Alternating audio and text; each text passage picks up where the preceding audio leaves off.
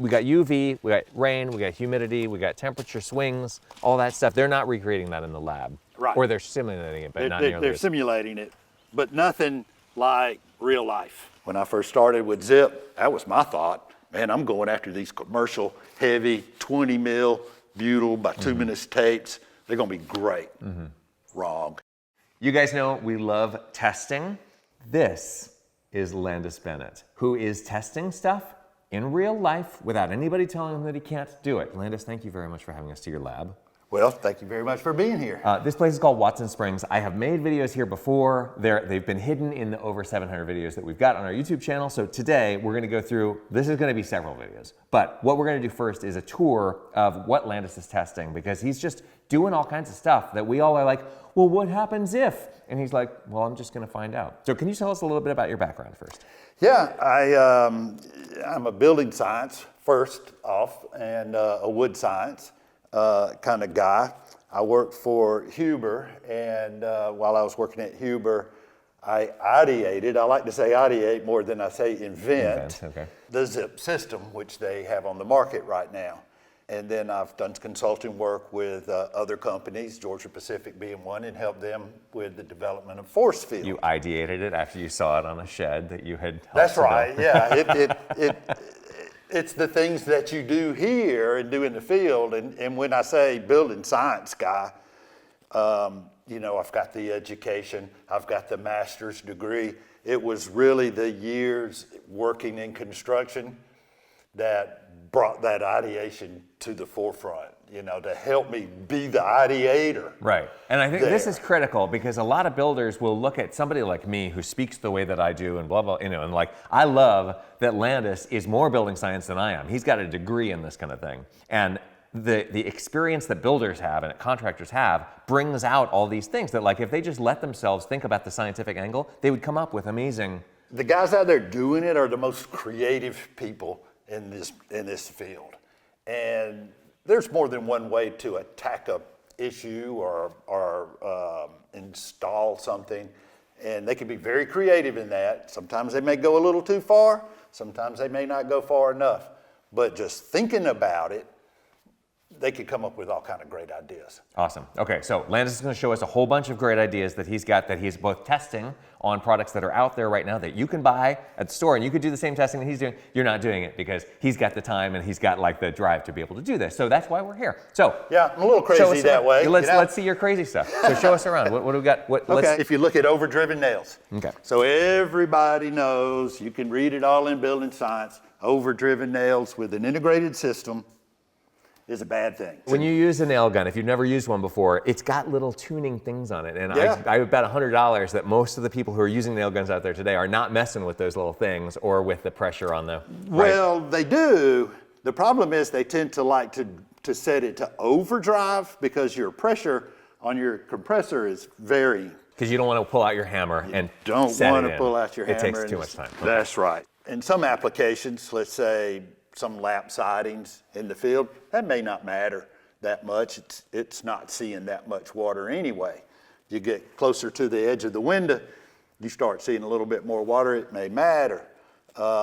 With some claddings, reservoir type claddings, stucco, brick, things like that, it does matter because you're getting water in there. Now, there's a thing that's called Zip 2.0 that you'll see a lot on Matt Reisinger's channel, which is where they take all of the nail heads and all the whether they're overdriven or not, and they'll just hit it with some of that liquid flash to make sure that you cover all the nail penetration.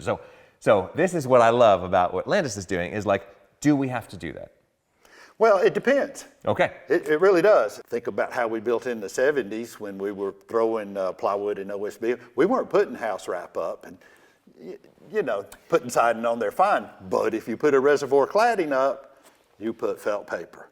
You double layered that felt paper just to make sure that your wood is going to stay dry. Yeah. Are we worried about air leakage through these overdriven nails or just water leakage? Water's going to be your main concern. You know, something I think about, and I've been around long enough to see the development of house wrap. And when Tyvek first came out, and it was considered an air barrier. Of course, you know, the energy crisis of the 70s and stuff. And, you know, if you go even further back and people put newspaper up and stuff like that to try to block the airflow in the house, Really? Of course, DuPont says, okay, let's make an air barrier, and we can put it on. It's great. It's actually a terrible air barrier. Probably a better water barrier than it is an air barrier. And we're going to talk way more about WRBs in another video, so I'm linking that on screen now if it's already out. So what I've done is, of course, you overdrive the nail, so I set my nail gun so where it's going to punch it in, a little bit over 1/16 of an inch.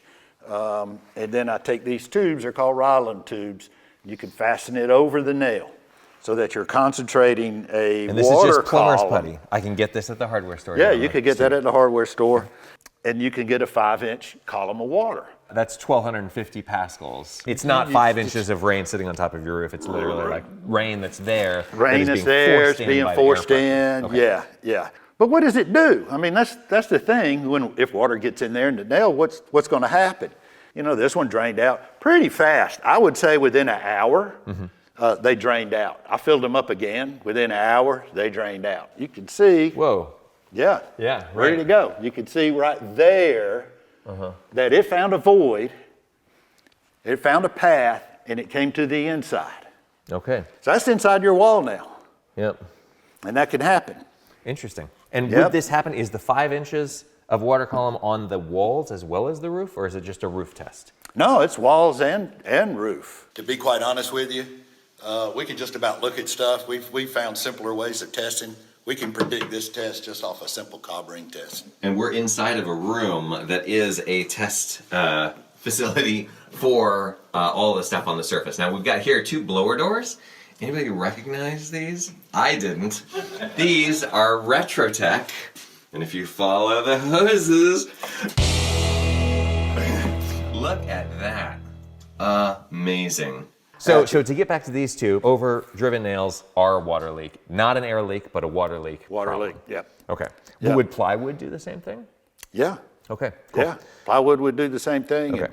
So and- for overdriven nails, then the Zip 2.0 with the hitting every single overdriven nail, Yeah. but not hitting the ones that are driven properly would be an important thing to do. You know, to me, if you're a reservoir cladding, let's say you're brick, personally, I would cover the whole thing up with felt paper or something else. Really?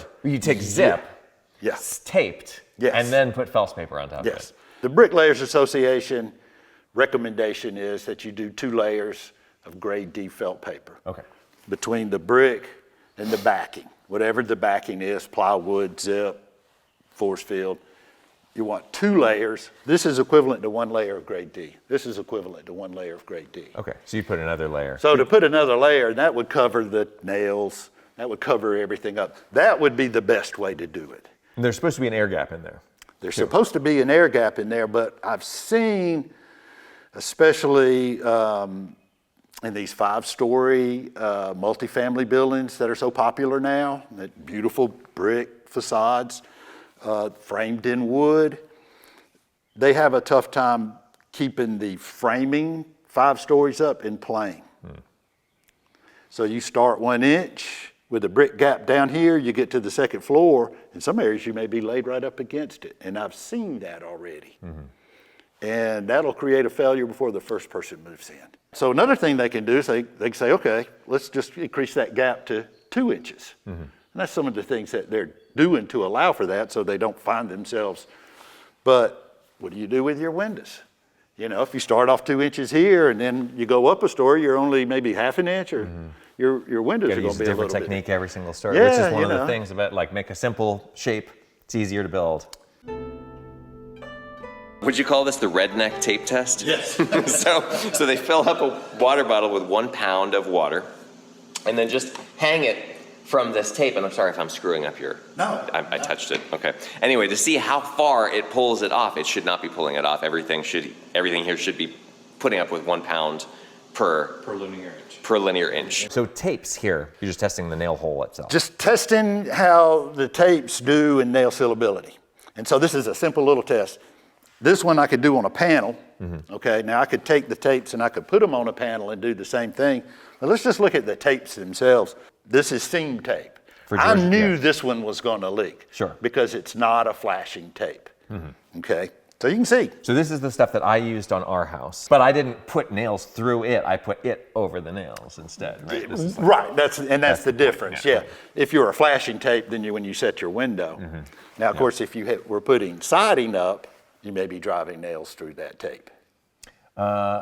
not us, but yeah. Not you, I hear because you- we used exterior insulation and we had like. Right, and put in a drainage plane, but yeah, you Yeah. could. So the thinner you can get the tape, that's where acrylics kind of come into play.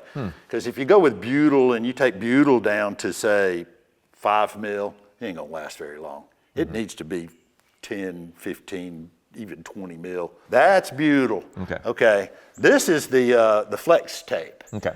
And you can see it didn't drip, but it leaked this thing out right here. This is why this is a very poor tape to use for waterproofing. Okay? Doesn't make sense, does it?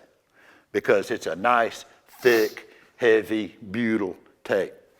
When I first started with Zip, that was my thought. Man, I'm going after these commercial, heavy, 20 mil butyl bituminous tapes. They're gonna be great.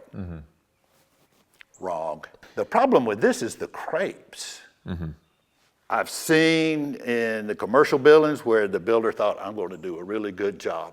I'm going to flash all my windows with this DuPont expensive flex tape. He thought he was great. Of course, he calls, why are all my windows leaking? And when you go look and you see the water's coming, they had the DuPont tape up here, and you can see the water come underneath it and right into It's the not window. flat. It's like all crinkly. Well, and it's like you said, it's a reservoir up there. Right. It doesn't bond to itself. You can't bond other tapes to it because of this crepe. And they're thinking they're doing a good thing because I've thought the same thing too. These are going to be good tapes, but no. You need something thin, especially for seams, especially on a roof, where you got water running down the roof. If you got thick tape, it just builds up. So if you've got a dam, you got 20 mil tape, and the water builds up on it, it'll roll down that, find that fish mouth, and then come in.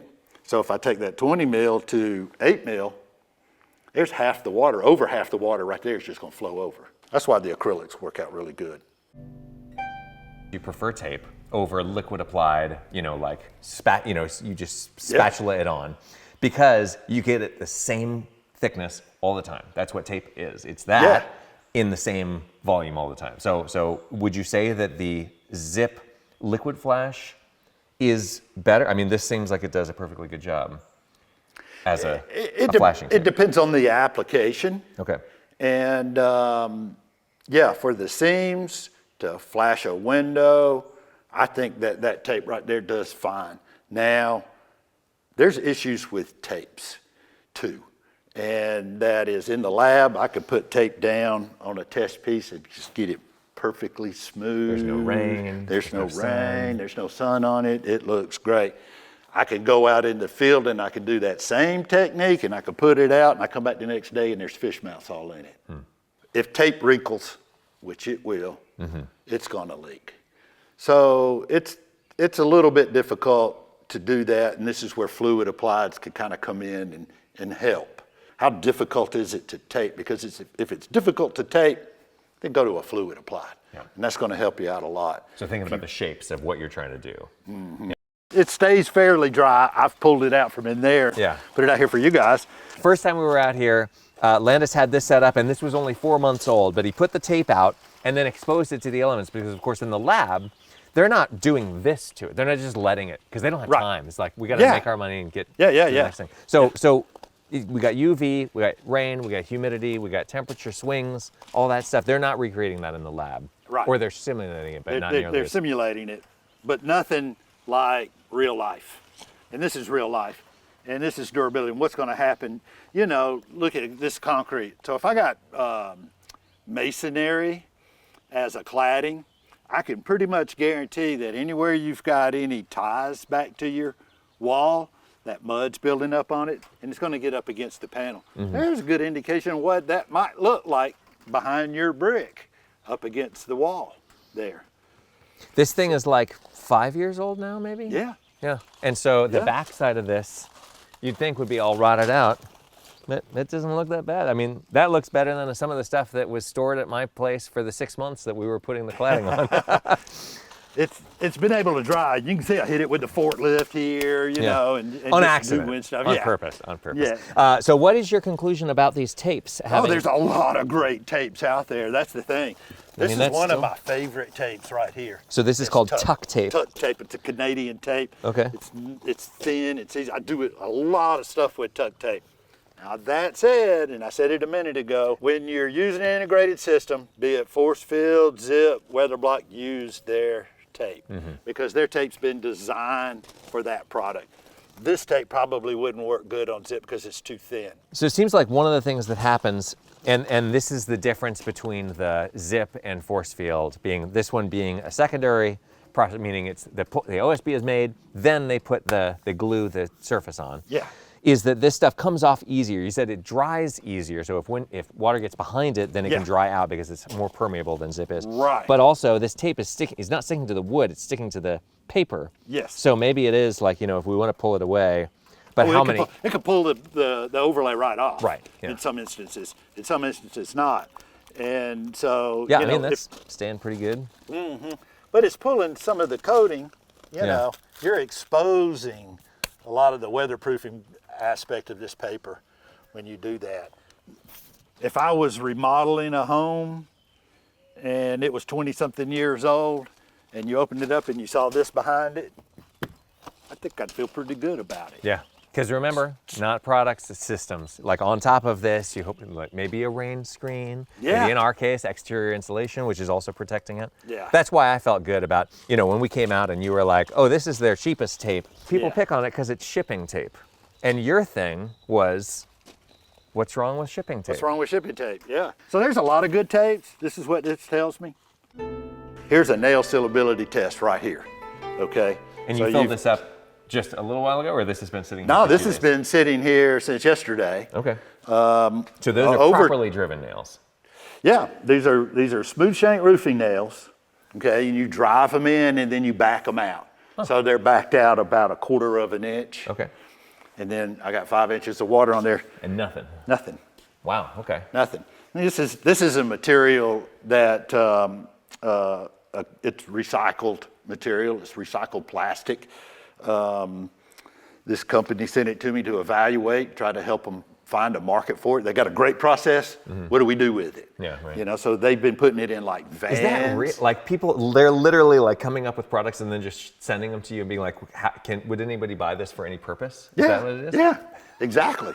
And the things that I find, I look at the attributes of it. I could do nail withdrawal, screw withdrawal. I say, hey, it's just as good as OSB. Interesting. Okay. Wait, is OSB, it does that too, where it won't, you have a nail in there and then it gets pulled out? Oh, because no, it'll leak. Oh, it will leak. Oh, okay. yeah, So that's these actually two better than OSB at that. Exactly. So there's a great attribute right here for this product. Some of the other things that we saw about it was ability. One thing I did was I put it outside and I put it on a little frame like a window, and I took a ball peen hammer and I threw at it and it bounced back at me. Take a piece of OSB, do the same thing, and throw the ball peen hammer at it, and it goes right through it. So you're like, okay. This is all OSHA approved. OSHA, please stop watching. Nothing for you to see here. We do that, and then we take it to Intertech and say, let's do an actual test on it. That's your way of making sure that it's going to probably pass before you go. Well, it says, hey, look, this is a cool attribute. Yeah. Let's see what it does in a hurricane test when you actually shoot a 2x4 at it. And they use this panel now at the Intertech lab to calibrate their machines. Oh, wow. They love it so much. What this also tells me is as long as you have good drying potential in your wall system for this is going to last forever. If you put it in a situation where it's flooded and it stays wet, it's going to rot. And we've seen it with, this is something made out of wood, put on top of wood. Right. It's not like this is some indestructible overlay that, it's still a piece of wood at the end of the day. Also based in reality. Yep. And to build in drying, it doesn't take that much. Unfortunately, not many people do it. the better builders out there do. I wish I could say the same about some of these production builders, but that's just the way it is, you know. Yeah. Knowing So- which corners are okay to cut is, Yeah. is an important thing, and nobody teaches homeowners how to do that stuff. Yeah, and you guys are doing a good job of that. So, yeah.